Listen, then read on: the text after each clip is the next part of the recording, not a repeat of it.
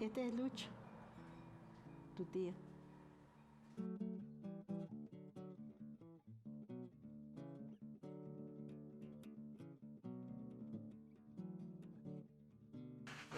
Cuando analizamos el documental, recuerdan que también vimos algunas características y algunos fragmentos de documentales. Vamos a ver, como ya charlamos en clases, de que hay una diversidad de miradas respecto al documental. Desde hay autores que plantean que prácticamente el documental no existe porque es una construcción del realizador, la narrativa documental, hasta quienes creen de que se puede abordar la realidad con la cámara sin casi la intervención de quien está detrás de ella, ¿no? Bill Nichols es un investigador que de alguna manera nos presenta una serie de categorías que nos parecen relevantes a la hora de pensar los documentales. Estas categorías tienen que ver con diferentes maneras de organizar textos, dice él, y distintas formas de representar la realidad. Ya habíamos charlado que muchas veces se considera como dos grandes textos en lo audiovisual, la ficción y la no ficción. La ficción es todo lo construido específicamente para realizar un relato audiovisual, pero que proviene de la mente, digamos, de la imaginación de quien la construyen, y la no ficción, todo aquello que toma elementos de la realidad para representar alguna obra. Y en esto va desde los documentales, pasando por lo periodístico y hasta lo experimental de alguna manera, ¿no? Que no es ficción, pero tampoco forma parte del documental considerado clásico, ¿no? Sino de un macrogénero, si se quiere, que es como la no ficción. ¿Qué nos dice Bill Nichols? Digamos, él nos plantea que las situaciones, los acontecimientos y las acciones se pueden representar de distintas maneras.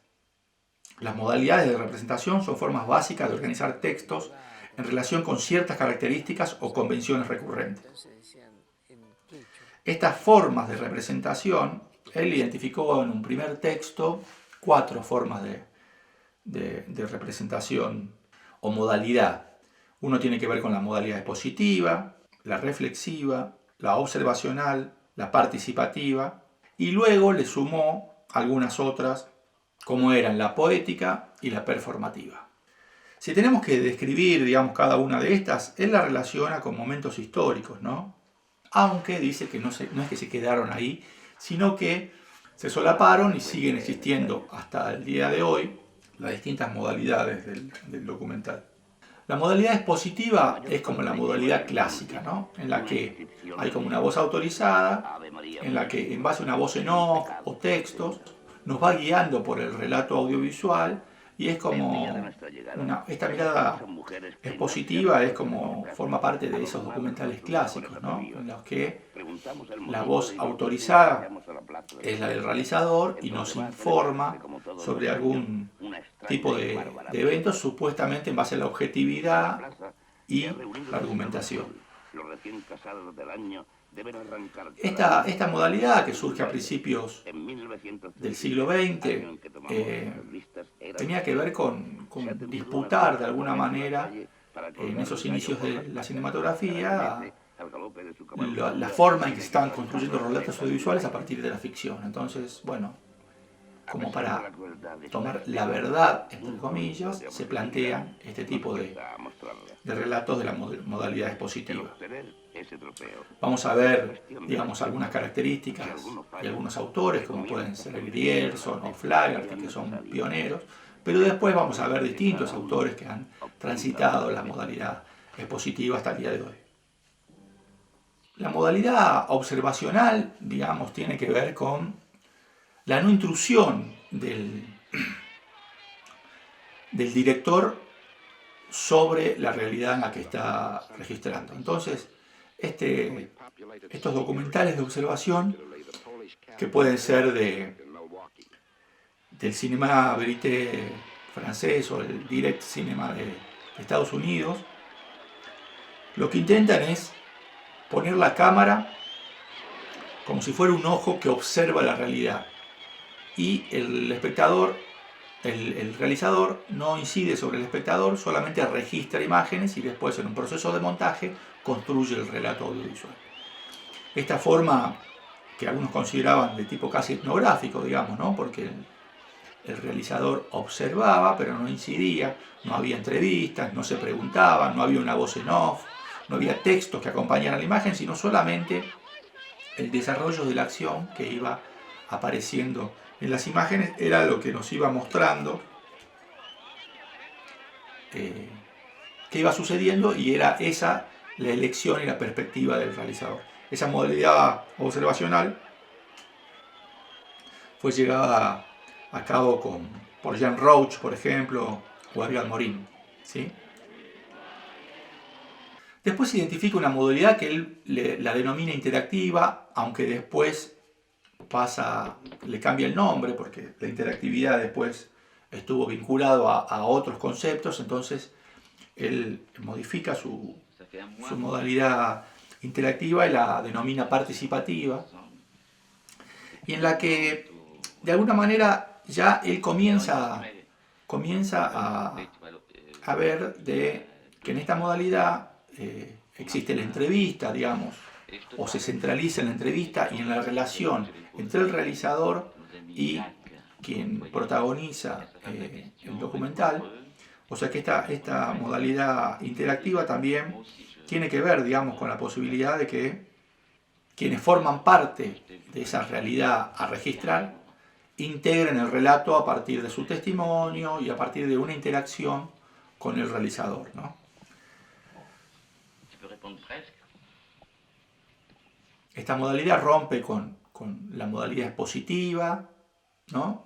De la voz en off solamente y el texto, rompe con esta modalidad observacional, ¿no? Que tenía que ver con no participar de la imagen, sino simplemente registrar, y comienza a interactuar con los personajes, y esta modalidad implica que los realizadores se vinculen de manera activa al espacio que quieren representar, ¿no? Y esa es una de las características de esta modalidad participativa. Después podemos ver la modalidad reflexiva. La modalidad reflexiva es interesante porque lo que intenta también es poner en duda, si se quiere, o reflexionar sobre la misma producción audiovisual. Hay algunos trabajos, como los de Errol Morris, por ejemplo, que cita el autor, que tienen que ver con esta modalidad de poner en duda, si se quiere, a partir del registro audiovisual, las mismas posibilidades que brinda, o cómo se puede llegar a mostrar cómo se construye el relato desde adentro del relato audiovisual. Entonces, desde el mismo director, cómo está haciendo, o cómo está convenciendo, o cómo está construyendo el relato el director. Hay una película que a mí me parece interesante, digamos, de esta modalidad reflexiva, que reflexiona sobre la construcción del relato desde adentro, que es una película argentina que se llama Los Rubios, de Albertina Carri, y que me parece muy interesante porque Albertina Carri es una hija de militantes desaparecidos, y ella reflexiona a la hora de buscar de alguna manera su identidad sobre la construcción de este relato y de esta búsqueda, ¿no? A partir de la cinematografía. Como ella, a través de aspectos de la ficción, de la docuficción, ¿no? y de distintas formas, utiliza el relato audiovisual para contar su propia búsqueda.